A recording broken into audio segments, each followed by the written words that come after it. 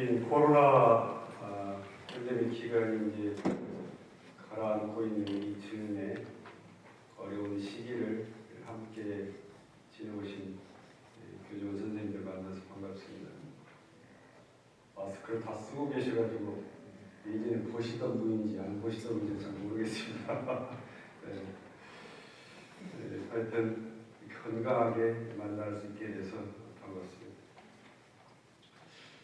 우리가 이제 세상에 살다 보면 개인의 일이나 공동체 일이나 어제보다는 오늘이 좀 더 낫고 오늘보다는 내일이 더 낫기를 바라죠. 그것이 우리 눈에 보이는 일이 됐든지 보이지 않는 일이 됐든지 더 나아지길 바라는데 그걸 달리 말할 때 이제 진급한다고 합니다.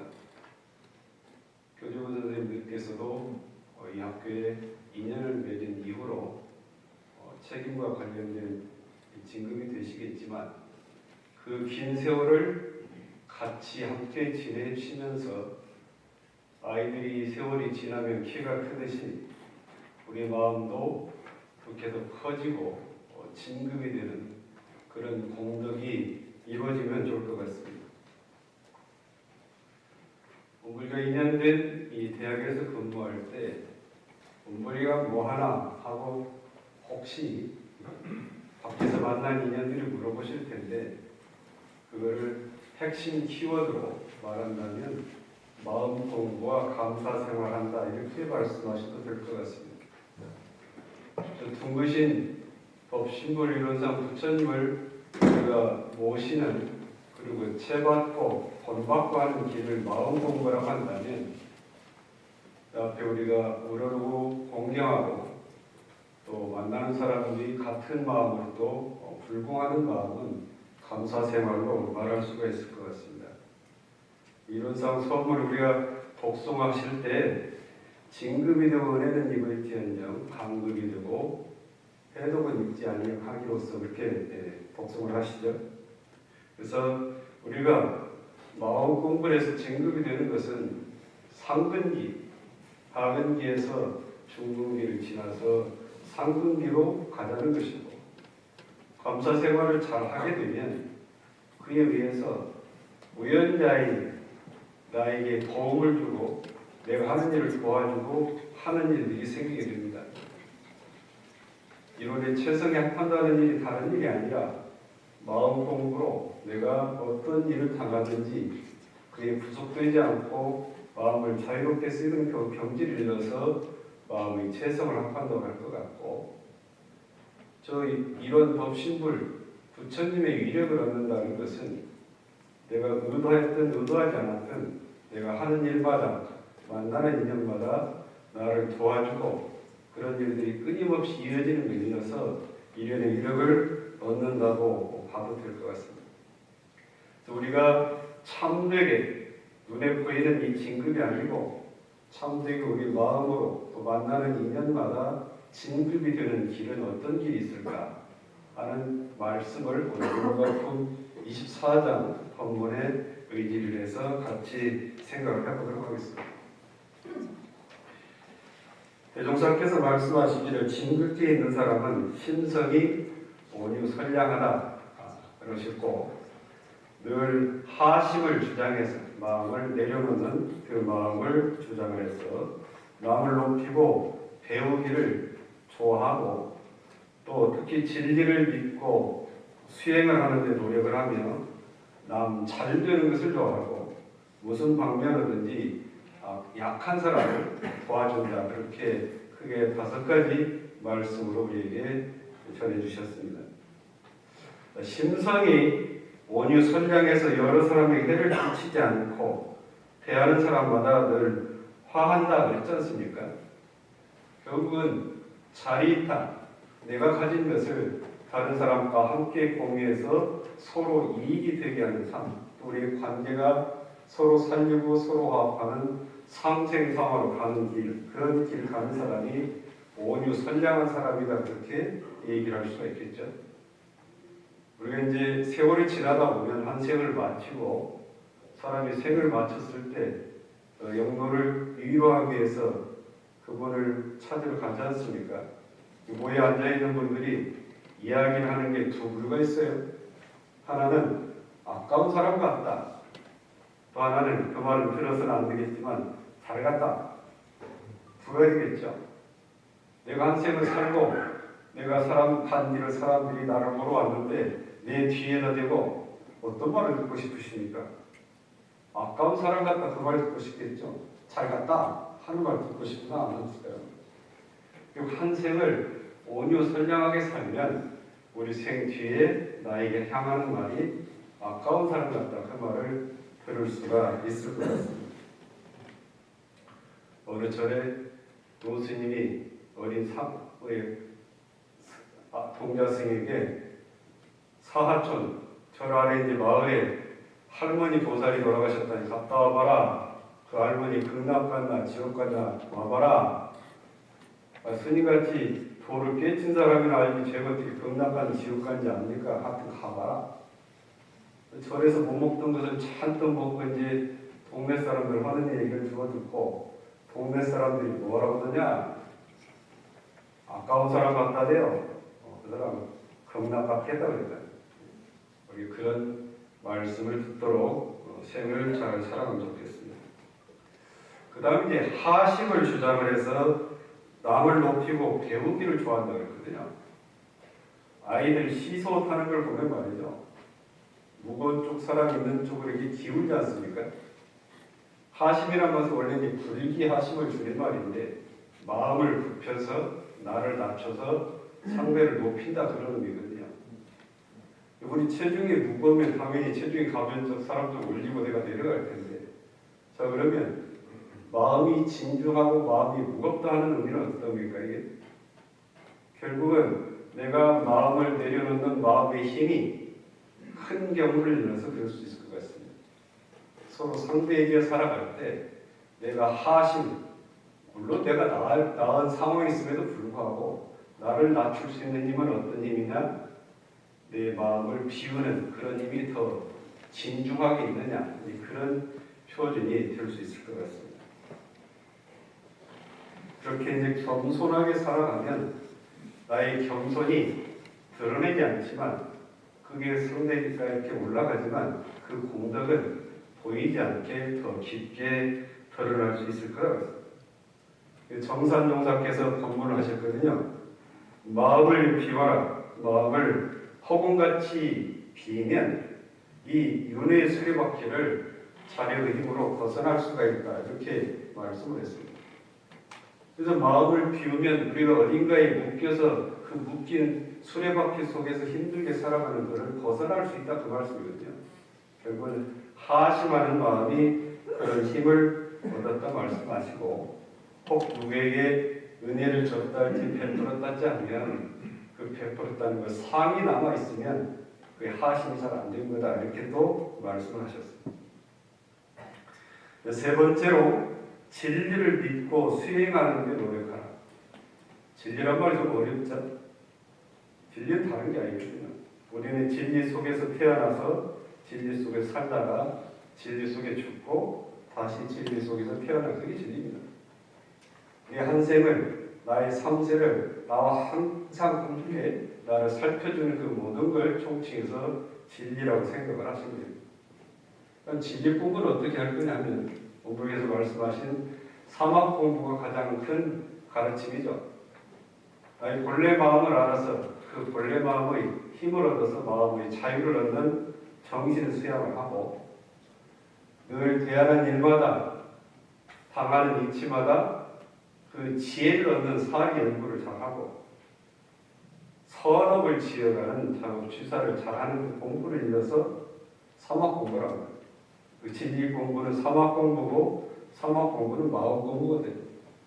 그것을 꾸준히 실행을 하면 나에게 그런 공덕이 쌓이게 되어 있습니다.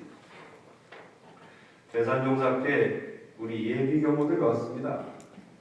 너희들 바닷물이 들어왔다 나갔다 하는 걸 보냐? 이 조수왕래죠. 밀물이 들어올 때는 그 시간이 한참 걸리는데 썰물은 짧은 시간에 빠져나간다. 짧은 시간. 그만큼 이제 마음 공부하는데 시간이 좀 걸리죠. 걸리지만 그래도 그 공덕을 쌓아나가면 그 힘이 커지는데, 자, 그래서 잘 됐다 쳐도 잠깐 방심하면 썰물 빠지듯이 빠진다. 마음 공부를 이제 그렇게 해야 되는데, 우리가 이제 공부를 하다 보면 어느 정도 했다 싶은데 금세 또 깔아앉고 그러지 않습니까? 여기 계신 분들 안 그럴 텐데, 그렇게 우리가 흔히 탓하면서, 스스로 탓하면서 하는 말이 있든지, 옆에서 지도하는 분들도 하는 말이 있거든요. 너는 꼭 하다 말고 그러다 그러냐? 하다 말고. 이걸 뒤집어 보시죠. 뒤집어서 나는 어떻게 되냐? 말다 하고 네? 말다 하고 말다는 누구나 할 수 있잖아요. 하다 말고 그치지 말고 말다가 다시 하고. 그러니까 말을 뒤집어서 하다 말고 부정적으로 보지 마시고 말다 하고 그 표준으로 하면 진리 공부를 우리가 제대로 할 수가 있을 것 같습니다. 어른들께서 하는 말이 있거든요. 이 교당 생활을 많이 하시는 어른들께서 젊고 힘 있을 때 공부해라 그래요. 젊고 힘 있을 때. 당신 세월이 늙어서니까 힘이 붙이고 안 된다고 젊은 사람들에게 젊고 힘 있을 때라 그러거든요. 정사종사께서 공부하는 일과 불사하는 일에서는 서로 자만하지 말고 항상 부족하다 하는 마음이 있을 때 그것이 끊임없이 되어간다 이렇게 말씀하셨습니다. 네 번째로 남 잘 되는 것을 좋아하라. 남 잘 되는 걸 좋아하라. 수희 공덕이란 말이 있거든요. 다른 사람 하는 걸 좇아서 그걸 보고 기뻐하는 것이 그게 공덕이거든요. 내가 하지도 않았는데 다른 사람 잘하는 거 잘한다만 해도 그게 공덕이 된다. 그게. 그제 서울 인문교당에서 공불식을 하는데요. 서울대학교 국악과다니는 학생이 창을 해요. 창을 하다가 중간에 멈추더니 하는 말이 뭐냐면 제가 잠깐 잊어버린 게 있네.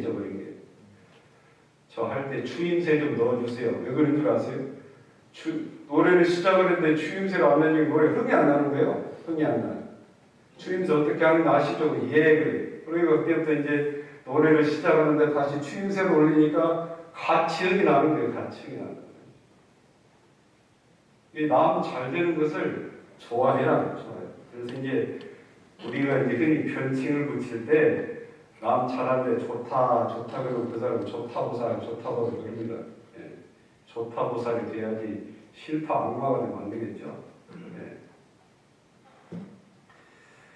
대종사 계실 때 제자가 이제 어느 동네에 갔는데 동네에서 듣고 이제 한 나그네 과객이 지나가다가 어느 집에 이제 식사 때가 됐어요. 가니까 이제 안에서 손님이 오니까 뭐 남루하게 옷을 입었지만 상을 하나 딱 차려주니까 이 사람이 이제 자기 먹을 건 몇 가지를 들고 마당 저 끝으로 가는 거예요. 그래서 의아해서 가서 물어보니까 아니 나한테 가까이 오지 마시라고. 왜 그러시오? 그랬더니 내가 좀 안 좋은 병이 있는데 이 병이 이 집안에 혹시 옮기면 안 되니까 내가 멀찍이 떨어져서 먹을 테니 가까이 오지 마시라고. 그랬다는 거예요. 그 제자가 이제 대종사님께 그 말씀을 고하니까 뭐라 말씀을 하시냐면 그 사람이 그 병을 얻은 것은 지난 세월에 얻은 업으로 인해서 얻었겠지만 그 업은 깨끗이 잘 끝나겠다. 그 사람이 그런 마음이라면 이 이후에서는 훨씬 진급이 될 것이다 그러셨대요. 자, 남 잘 되는 걸 좋아하는 것은 그런 공덕이 있습니다.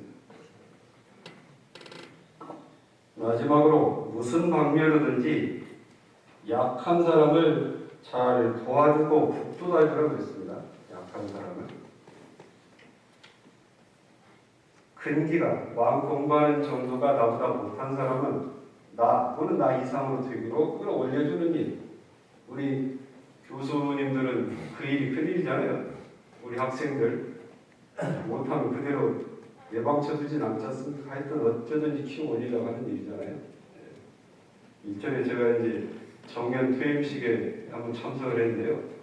한 교수님께서 정년 대표로 말씀을 하시는데 내가 교수하면서 제일 좋았던 게 뭔 줄 아냐고요.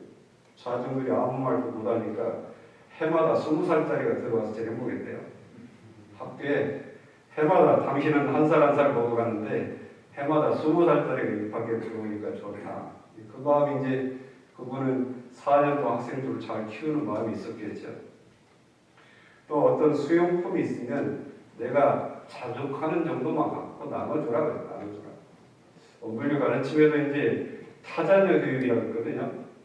내 자녀 남의 자녀 가리지 말고 내 자녀인 것 같이 똑같이 교육을 해라. 그런 마음. 내가 자녀 없다고 섭섭해하지 말고 또 자녀가 있다손 치더라도 그런 마음을 가져야 된다고 말씀을 하시고, 또 하나는 부모 보온 조목에 힘 미치는 대로 남의 부모라도 남의 부모가 자식이 없을 때는 내 부모 모시는 마음으로 모시라 그랬어요. 부모 보온하면 우리는 우리 부모만 잘 모시면 할 걸로 생각이 드는데 거기까지 말씀을 하셨다는 말씀이거든요. 그리고 이제 지난주에 라오스의 삼동 백천 기술직업학교를 다녀왔어요.